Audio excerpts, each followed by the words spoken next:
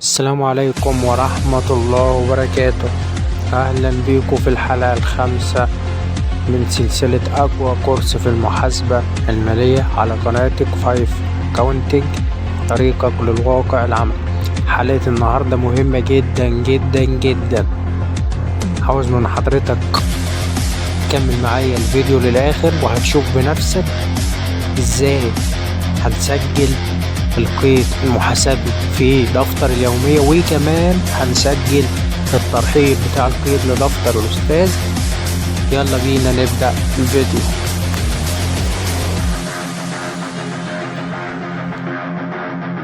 الحلقة اللي فاتت اتكلمت على استثمار وبداية المشروع وعملية التسجيل المحاسبي.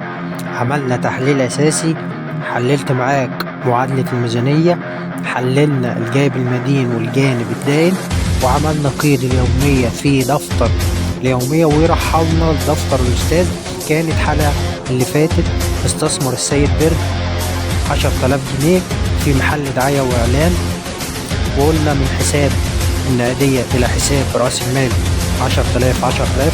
النهاردة بقى وحضرتك المحاسب بتاع السيد برد ده، وانت قاعد على مكتبك عايز تشتري للمكتب تجهيزات مكتبية.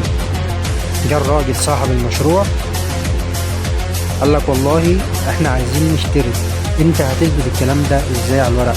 فعلى سبيل المثال لو في يوم 15 تم شراء تجهيزات للمكتب بقيمة 5,000 جنيه مقابل إصدار أوراق دفع تستحق بعد 3 أشهر بفايدة سنوية 12%. لما تشوف حضرتك التركيبة دي كده هتنخض، وأوراق دفع والكلام ده كله، الموضوع بسيط جدا. احنا قلنا أول حاجة هنعملها التحليل الأساسي بتاع حضرتك، ازداد أصل وهو التجهيزات قيمة 5,000 جنيه، وازداد التزام وهو أوراق الدفع بقيمة 5,000 جنيه. طيب لما أجي أحلل معادلة الميزانية، عندي الأصول بتساوي الالتزامات زائد حقوق الملكية. تحت الأصول التجهيزات المكتبية هتزيد ب 5,000، وعندي تحت الالتزامات أوراق الدفع هتزيد ب 5,000. لما أجي أحلل الجانب المدين والجانب الدائن، أقول إن الزيادة في الأصول مدينة، تجهيزات المكتب مدينة ب 5,000، الزيادة في الالتزامات داينة، أوراق الدفع داينة بقيمة 5,000. حضرتك هتجيب دفتر اليومية،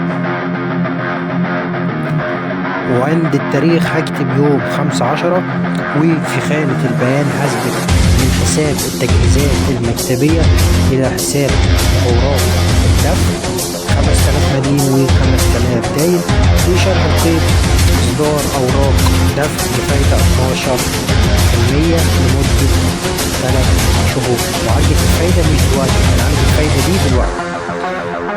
عملت القيد في دفتر اليومية، بعد كده هرحله، هجيب دفتر الأستاذ حضراتكم شايفين. وقلنا الحلقة اللي فاتت إن أنا هفتح صفحة مستقلة وحساب مستقل لكل بند. يعني عندي التجهيزات المكتبية ده هفتح لها كده فوق تجهيزات مكتبية يوم 11، رصيد مدين 5,000، وده كده الرصيد الافتتاحي بتاعها على فكرة يا جماعة. وهاجي على صفحة تانية احط فوق كده أوراق دفع يوم 11 رصيد زائد 5,000، فيه هكتب ده كده رصيد افتتاحي. يبقى انت من حضرتك بتشتغل على البيانات اللي قدامك، احنا مش بنخترع ولا ان احنا بنعمل كيمياء. كل اللي احنا عملناه من اول ما اشتغلنا، احنا شغالين على معادلة الميزانية، سجلنا القيد رحلناه لدفتر الأستاذ.